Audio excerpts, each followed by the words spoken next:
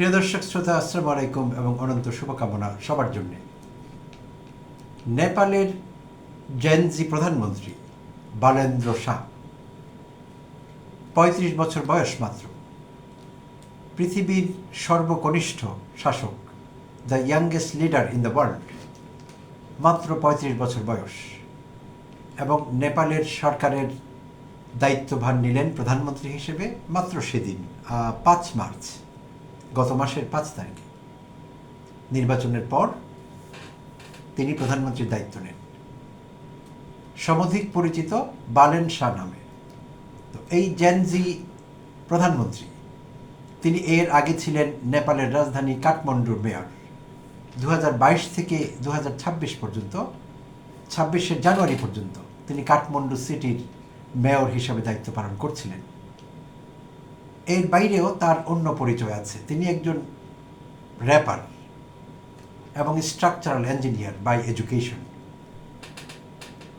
তো সেই বালেন্দ্র শাহ নেপালের ২০২৫-এ যে আন্দোলন হলো জেনজি মুভমেন্ট, সেই জেনজি মুভমেন্টের সামনের সারিতে চলে আসেন খুব তাড়াতাড়ি এবং প্রধান মুখটি হয়ে ওঠেন, ফেস হয়ে ওঠেন জেনজি প্রোটেস্টের। তো যথারীতি নেপালে আন্দোলন সফল হলো। দীর্ঘদিনের অব্যবস্থা, অপশাসন, দুর্নীতি, অনিয়ম, এই সব কিছু মিলিয়ে নেপালের জনগণ অতিষ্ঠ ছিলেন। কয়েক দশক থেকে নেপালে এই ঝামেলা চলছিল, রাজনৈতিক অস্থিরতা। আর রাজনৈতিক অস্থিরতা মানে অর্থনৈতিক দুরবস্থা, সব কিছু মিলিয়ে একটি লেজে গোবের অবস্থা ছিল নেপালের। তাই অভ্যুত্থানটি সফল হলো ২০২৫-এ। আর বিশ্ববাসী দেখল কিভাবে নেপালের পরাজিত রাজনীতিবিদেরা, যারা এক একজন দুর্নীতির বরপুত্র হয়ে উঠেছিলেন, যুগ যুগ ধরে নেপালের মানুষকে শাসন করেছেন, শোষণ করেছেন এবং নিজের ব্যাংক অ্যাকাউন্ট ভারী করেছেন। আমরা দেখলাম নেপালের সর্বশেষ প্রধানমন্ত্রী ওলি, তার কি দুরবস্থা, এবং সাবেক প্রধানমন্ত্রী এবং আরও অনেকের এমপি, তাদের রাস্তায় যে দুরবস্থা আমরা দেখেছি। তারা গণপিটুনির শিকার হয়েছিলেন অনেকে। তো সেই আন্দোলনের হাত ধরে নির্বাচন হলো এবং সেই নির্বাচনে বালেন্দ্র শাহর দল, যে দলটিতে তিনি যুক্ত হয়েছিলেন, তিনি নিজে দলটি বানাননি, আগে থেকেই এক্সিস্ট করতো দলটি, রাষ্ট্রীয় স্বতন্ত্র পার্টি। রাষ্ট্রীয় স্বতন্ত্র পার্টিতে তিনি যোগ দেন এবং ২০২৬-এর জানুয়ারিতে মেয়রের পদ থেকে রিজাইন করেন। তারপর যথারীতি নির্বাচনে অংশগ্রহণ করেন এবং নেপালের প্রধানমন্ত্রী নির্বাচিত হন, কারণ তার দল, যেই দলে তিনি যুক্ত হয়েছিলেন, সেটি ২/৩ ভোট পায়, ২/৩ আসন পায়। তো সেই থেকে সারা বিশ্বের নজর ছিল আসলে এই জেনজি প্রধানমন্ত্রীর দিকে, যখন থেকে তিনি দায়িত্বভার নিলেন। এবং দায়িত্বভার নিয়ে অল্প কয়েকদিনের মধ্যে এমন কিছু সিদ্ধান্ত নিলেন যেগুলো সত্যিকার অর্থে যুগান্তকারী এবং পুরো দক্ষিণ এশিয়ার রাজনীতিতে একটি ঝাঁকুনি দিল তার সেই সিদ্ধান্তগুলো। প্রিয় দর্শক শ্রোতা, আমি বালেন্দ্র শাহর গৃহীত ১০০ দফা কর্মসূচির কথা বলছি। রাষ্ট্রযন্ত্র মেরামত করবার জন্যে তিনি যে ১০০ দফা উচ্চাভিলাষী কর্মসূচিগুলো নিয়েছেন, সেগুলোর কথা বলছি। তো সেই ১০০ দফার সবগুলো নিয়ে এই এপিসোডে আলোচনা করব না, করবার সুযোগ নেই, তাহলে সেটি অনেক বড় হয়ে যাবে, বিরক্তিকর হবে। তো আমি হাইলাইটসগুলো নিয়ে কথা বলতে চাইছি এবং আমাদের সরকারের সঙ্গে একটু মেলাবার চেষ্টা করব। সমসাময়িক সময়ে দুটো দেশে, প্রতিবেশী দেশই বলা যেতে পারে নেপালকে, দক্ষিণ এশিয়ার দুটো প্রতিবেশী দেশে গণ আন্দোলন হলো, গণবিক্ষোভ হলো, অভ্যুত্থান হলো, আগের সরকারগুলোর পতন হলো, সরকার প্রধানেরা পালিয়ে যেতে বাধ্য হলেন এবং নতুন সরকার ক্ষমতা নিল দুটো দেশে। তো তুলনামূলক চিত্র একটু দেখবার চেষ্টা করুন। নেপাল কি করতে পেরেছে নেপালের বালেন্দ্র শাহ তার দেশের জন্য প্রধানমন্ত্রী হিসেবে, আর আমাদের জনাব তারেক রহমান বর্তমান প্রধানমন্ত্রী, তিনি কি করছেন, একটু তুলনামূলক আলোচনায় যাব। তার আগে বালেন্দ্র শাহ গৃহীত কর্মসূচিগুলোর হাইলাইটস আপনাদের সঙ্গে একটু শেয়ার করতে চাইছি। তো বিশেষভাবে তিনি শিক্ষার ওপর জোর দিয়েছেন। শিক্ষিত মানুষ, তিনি স্ট্রাকচারাল ইঞ্জিনিয়ারিংয়ে এমএস করা, আর এমনিতে একজন মিউজিশিয়ান, র্যাপার। তো শিক্ষার উপর বেশ জোর দিয়েছেন। তো তার শিক্ষায় যেসব কর্মসূচিগুলো তিনি গ্রহণ করেছেন, তার কয়েকটি সত্যিকার অর্থে প্রচলিত রাজনীতিকে, প্রচলিত শিক্ষা ব্যবস্থাকে একটি ধাক্কা দিয়েছে, একটি ঝাঁকুনি দিয়েছে বড়ভাবে, শক্তভাবে। তার প্ল্যানগুলো হলো, এবং যেগুলো আসলে তিনি পাশ করিয়ে ফেলেছেন ইতিমধ্যে, মন্ত্রী পরিষদের প্রথম বৈঠকেই তার এই 100 দফা কর্মসূচি কিন্তু অনুমোদন করিয়ে নিয়েছে। তো এই অনুমোদিত শিক্ষা বিষয়ক সংস্কার পরিকল্পনাগুলোর অংশ হিসেবে তিনি স্কুল, কলেজ, বিশ্ববিদ্যালয়গুলোতে রাজনৈতিক দল অনুমোদিত ছাত্র সংগঠন নিষিদ্ধ করেছেন। কোনো স্কুল, কলেজ, বিশ্ববিদ্যালয়ে কোনো রাজনৈতিক দলের লেজুর সংগঠন থাকতে পারবে না। আমাদের দেশে আমরা এগুলোকে বলছি ভ্রাতৃপ্রতিম সংগঠন। তো এরা কোন ভাইয়ের কাজ করে তা জানি না, কিন্তু আমাদের সাধারণ শিক্ষার্থীদের বিপদগামী করে, সন্ত্রাসী বানায় এবং ক্ষেত্র বিশেষে খুন খারাপিতে তারা লিপ্ত করানো হয় তাদের। আসলে আমাদের এই প্রচলিত বস্তাপচা রাজনীতি এবং রাজনীতিবিদেরা তাদের পারপাস সার্ভ করে ছাত্ররা, তাই তারা ছাত্র সংগঠনগুলো পালেন শিক্ষা প্রতিষ্ঠানগুলোতে, এবং তারা এগুলো বন্ধ করতে রাজি নন, কখনো রাজি হননি। 2-4 বার যে আমাদের দেশে এমন আলাপ হয়নি তা না, কিন্তু তাদের পক্ষ থেকে জোরালো বিরোধিতা এসেছে রাজনৈতিক দলগুলোর পক্ষ থেকে। বাট বালেন্দ্র শাহ সেগুলো সব নিষিদ্ধ করেছেন। অর্থাৎ ছাত্ররা দলীয় রাজনীতি করতে পারবেন না। তবে তিনি এইটিও নিশ্চিত করেছেন যে প্রতিটি শিক্ষা প্রতিষ্ঠানে 90 দিনের মধ্যে স্টুডেন্ট কাউন্সিল গঠিত হবে, ছাত্রদের কাউন্সিল বা পরিষদ। সেইটির কাজ হবে ছাত্রদের দাবি দেওয়া তুলে ধরা, ছাত্রদের স্বার্থ নিয়ে কাজ করবে, রাজনৈতিক দলগুলোর স্বার্থ নিয়ে কাজ করবে না। সোজা সাপটা ছাত্র রাজনীতি তিনি বন্ধ করলেন। আচ্ছা, তারপর আর যা করেছেন, সরকারি কর্মচারীরা এবং শিক্ষকরা দলীয় রাজনীতি করতে পারবেন না, সেটিও নিষিদ্ধ করেছেন। অথচ আমাদের দলীয় রাজনীতি না হলে হয় না। আমাদের শিক্ষকরা লাল, নীল, সবুজ, পার্পল, বাদামি, গোলাপি নানা রঙে বিভক্ত, এবং তারা শুধু দলীয় রাজনীতির পারপাস সার্ভ করেন না। শিক্ষকদের দেখা গিয়েছে, বিশ্ববিদ্যালয়ের শিক্ষকদের তারা গুন্ডার ভূমিকা পালন করছেন, সন্ত্রাসের ভূমিকা পালন করছেন, ছাত্রদের উস্কে দিচ্ছেন প্রতিপক্ষ ছাত্র সংগঠনের সদস্যদের উপর হামলা করতে, তাদের উপর জোর জুলুম করতে, তাদেরকে হেনস্থা করতে। আমাদের প্রক্টররা, আমাদের প্রভিসিরা, আমাদের ভাইস চ্যান্সেলররা এই কাজে লিপ্ত হয়েছিলেন আওয়ামী পুরো আমলটায়, শেখ হাসিনার সময়।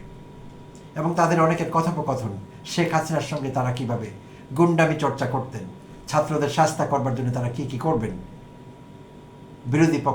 বিরোধী দলের ছাত্র সংগঠনগুলোকে, সেই সব পরিকল্পনা পলাতক প্রধানমন্ত্রী শেখ হাসিনার সঙ্গে তাদেরকে শেয়ার করতে দেখা গিয়েছে অতীতে। এবং এমন অডিও ভিডিও ক্লিপ কিন্তু আমরা দেখেছি, প্রিয় দর্শক শ্রোতা। তো বালেন্দ্র শাহ সেটি নিষিদ্ধ করলেন, কোনো শিক্ষক দলীয় রাজনীতি করতে পারবেন না, এবং সরকারি কর্মচারীরা কোনো দলীয় রাজনীতি করতে পারবেন না। আরেকটি বিষয় তিনি করেছেন, সরকারি প্রতিষ্ঠানগুলোতে কোনো দলীয় ট্রেড ইউনিয়ন থাকতে পারবে না। ট্রেড ইউনিয়ন থাকতে পারবে, কিন্তু দলীয় ট্রেড ইউনিয়ন থাকতে পারবে না। বিএনপি পন্থী, আওয়ামী লীগ পন্থী, জামায়াত পন্থী না, কোনো পন্থী হবে না। কর্মচারীদের দাবি দেওয়ার জন্যে, সুযোগ সুবিধা আদায় করবার জন্য, বার্গেনিং এজেন্ট হিসেবে কাজ করবার জন্যে ট্রেড ইউনিয়ন থাকতে পারবে, কিন্তু রাজনৈতিক পরিচয় থাকতে পারবে না। তিনি নিষিদ্ধ করেছেন সেসব। আচ্ছা,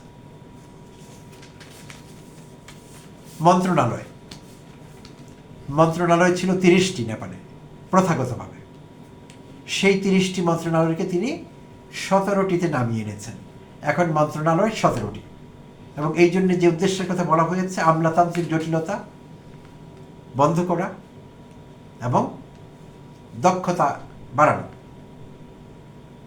সেই জন্য মন্ত্রণালয়ের সংখ্যা কমিয়ে দিয়েছে, 17টি আছে। আর 15 সদস্যের একটি মন্ত্রণালয় গঠন করেছেন তিনি, মন্ত্রিসভা গঠন করেছেন। সেই 15 সদস্যের মধ্যে 5 জন নারী মন্ত্রী, অর্থাৎ সাংবিধানিক যে বাধ্যবাধকতা আছে সেটি তিনি পূরণ করেছেন। এখন 33% নারী নেতৃত্ব নেপালের মন্ত্রিসভায়। এবং শুধু তাই না, নারীদের প্রধান প্রধান মন্ত্রণালয়ের দায়িত্ব দিয়েছেন, যেমন কৃষি আছে, আইন আছে, বিচার এবং সংসদ আছে, জনপ্রশাসন আছে, তারপর স্বাস্থ্য, তার নারী এবং শিশু, এইসব মন্ত্রণালয়গুলোর দায়িত্বে নারী মন্ত্রীদের দিয়েছে। অর্থাৎ নারীর ক্ষমতায়নে তিনি চমৎকার কিছু পদক্ষেপ নিয়েছেন এবং সেগুলো তিনি বাস্তবায়ন করেছেন, শুধু মুখে পড়েননি, করে দেখিয়েছেন। আচ্ছা, তো এখন বালেন্দ্র সাহা মাত্র ৩৫ বছর বয়স, এমন কিছু না রাজনীতিতে, এবং প্রথমবারের মতো প্রধানমন্ত্রী হলেন। হ্যাঁ, আগে তিনি মেয়র ছিলেন, কিছু রাজনৈতিক অভিজ্ঞতা তার হয়েছে, কিন্তু মেয়রের কাজটি আর প্রধানমন্ত্রীর কাজটি কিন্তু এক না। না হলেও তিনি সাহসিকতার সঙ্গে পরিস্থিতির মোকাবেলা করছেন এবং আগামী দিনগুলিতেও করবেন। তো তার এই পদক্ষেপগুলো নিঃসন্দেহে পুরো দক্ষিণ এশিয়ার রাজনীতির কথা যদি বলি, পুরো দক্ষিণ এশিয়ার রাজনীতিতে একটি কাঁপন ধরিয়েছে, একটি ঝাঁকুনি দিয়েছে শক্ত করে। আর সেই হাওয়া আমাদের বাংলাদেশ পর্যন্ত এসে পৌঁছেছে কিনা জানি না। আমাদের প্রধানমন্ত্রী শুরু করেছিলেন বাংলাদেশ ফার্স্ট দিয়ে, তো তিনি বালেন্দ্র সাহার কর্মকাণ্ড, অ্যাক্টিভিটিস, তৎপরতা দেখেন কিনা, জানেন কিনা আমি জানি না। তো জানলে ভালো, আমার মনে হয় অনেক বিষয় তার কাছ থেকে শেখবার আছে। তো এখানে সবচেয়ে গুরুত্বপূর্ণ বিষয় যেটি, প্রিয় দর্শক শ্রোতা, সেটি হলো ইচ্ছে। বালেন্দ্র সাহা রাষ্ট্রযন্ত্রের খোল নলচে পাল্টাতে চেয়েছেন, ইচ্ছেটি এখানে বড় ছিল। আর ইচ্ছে থাকবার কারণে উপায় কিন্তু বেরিয়ে গেছে। সৎ সাহস নিয়ে এগিয়ে গেছেন, কর্মসূচিগুলো নিয়েছেন এবং প্রশংসিত হয়েছে। সীমিত কথাবার্তা হয়েছিল ছাত্র রাজনীতি নিয়ে, কিন্তু সেটি ধূপে টেকেনি। কেন টেকেনি? রাজনীতি করা ছাত্রদের উদ্দেশ্য না। প্রাইম অবজেক্টিভ কখনো কোনো ছাত্রের, কোনো শিক্ষার্থী রাজনীতি করা হতে পারে না। বাংলাদেশেও কিন্তু বৈষম্য বিরোধী ছাত্র আন্দোলনের কথা যদি বলি, ছাত্ররা বাধ্য হয়ে এই আন্দোলন করেছেন, এটি তাদের কাজ না। বাট পৃথিবীর সব দেশে আমরা দেখেছি ছাত্ররা বিশেষ প্রয়োজনে, জাতির ক্রান্তি লগ্নে আন্দোলনের নেতৃত্ব দিয়েছেন, শহীদ হয়েছেন, অত্যাচার, জুলুম, নির্যাতন সহ্য করেছেন শাসক গোষ্ঠীর কাছ থেকে। ছাত্ররাই এগিয়ে এসেছেন সব বড় বড় আন্দোলনে। আর এটি করবার জন্য তাদের কোনো দলীয় লেজুর বৃত্তির দরকার হয় না। যেমন বাংলাদেশের 2024-এর 5 আগস্টের যে বিপ্লব বা অভ্যুত্থান বা যাই বলি না কেন, সেটি কিন্তু কোনো রাজনৈতিক দলের ব্যানারে হয়নি, বৈষম্য বিরোধী ছাত্র আন্দোলন এই ব্যানারে হয়েছে। হ্যাঁ, এই ব্যানারে অনেকেই নানা মত এবং পথের লোকেরা ছিলেন, বাট এটির কোনো পলিটিক্যাল ফেস ছিল না, রাজনৈতিক চেহারা ছিল না, গুরুত্বপূর্ণ নয়। পরবর্তীতে সাধারণ মানুষ, লাখো কোটি মানুষ রাস্তায় নেমে এসেছিলেন, যাদের কোনো পলিটিক্যাল অ্যাফিলিয়েশন নেই, কারণ তারা বুঝতে পেরেছিলেন তাদের সন্তানেরা প্রাণ দিচ্ছে রাজপথে। সেই তাগিদ থেকে তারা রাজপথে নেমে এসেছিলেন এবং আন্দোলনকে সফল করেছিলেন। তাই যারা সেই যুক্তিটি দেন যে ছাত্ররা তো রাজনীতি করতে হবে, না করলে 24-এর বিপ্লব কীভাবে হতো, না, ছাত্ররা দলীয় রাজনীতি না করলেও 24-এর বিপ্লব হতো। তো তাই জনাব তারেক রহমান বিষয়টি ভেবে দেখতে পারেন। সত্যিকার অর্থে তিনি যদি শিক্ষার কথা ভাবেন, শিক্ষায় জোর দিতে চান, তাহলে ছাত্রদের দলীয় লেজুর বৃত্তির রাজনীতি বন্ধ করতে হবে এবং শিক্ষকদের রাজনীতি সবচেয়ে আগে বন্ধ করতে হবে। ছাত্র রাজনীতির আগে বন্ধ করতে হবে শিক্ষকদের, কারণ যেসব শিক্ষক ডিরেক্টলি পলিটিক্স ইনভলভ হয়েছেন তারা শিক্ষক কম হন, ছাত্র নেতা বেশি হন, রাজনীতিবিদ বেশি হন, দেখেছি আমরা। তো আমরা ভালো ফলাফল পাইনি তা থেকে, এবং শিক্ষকরা তাদের মর্যাদা হারিয়েছেন ছাত্র রাজনীতি করতে গিয়ে, শিক্ষক রাজনীতি করতে গিয়ে। তাই যদি সৎ সাহস থাকে আমাদের প্রধানমন্ত্রী তারেক রহমানের, তিনি শিক্ষকদের রাজনীতি নিষিদ্ধ করতে পারেন এবং ছাত্রদের ক্যাম্পাস ভিত্তিক দলীয় রাজনীতি নিষিদ্ধ করতে পারেন। তার সেই সৎ সাহস আসে কিনা, সৎ সাহস জানি না, আসলে থাকলে ভালো হতো এবং তিনিও ব্যতিক্রমী কিছু করে আমাদের দেখাতে পারতেন। শুধু স্লোগানে কাজ হবে না, বাংলাদেশ ফার্স্ট বললে হবে না, আমরা সেই পরিবর্তনগুলো দেখতে চাই। স্লোগান আমরা অনেক শুনেছি, কথা আমরা অনেক শুনেছি, আমরা এখন কার্যে পরিণত হয়েছে বিষয়গুলো সেটি দেখতে চাই। আর আন্তরিকতা নিয়ে এগুলে এর অনেক কিছু বাস্তবায়ন করা সম্ভব। বালেন্দ্র যা যা করেছেন জনবান্ধব কর্মসূচিগুলো, সেগুলোর অনেক কিছু আমাদের দেশে করা যেতে পারে এবং আমাদের দেশের কোটি কোটি মানুষ স্বাগত জানাবেন প্রধানমন্ত্রী তারেক রহমানকে। তাই চাইলে তিনি ভেবে দেখতে পারেন বালেন্দ্রর কর্মসূচিগুলো। প্রিয় দর্শক শ্রোতার সঙ্গে থাকবার জন্য অনেক অনেক ধন্যবাদ জানাবেন।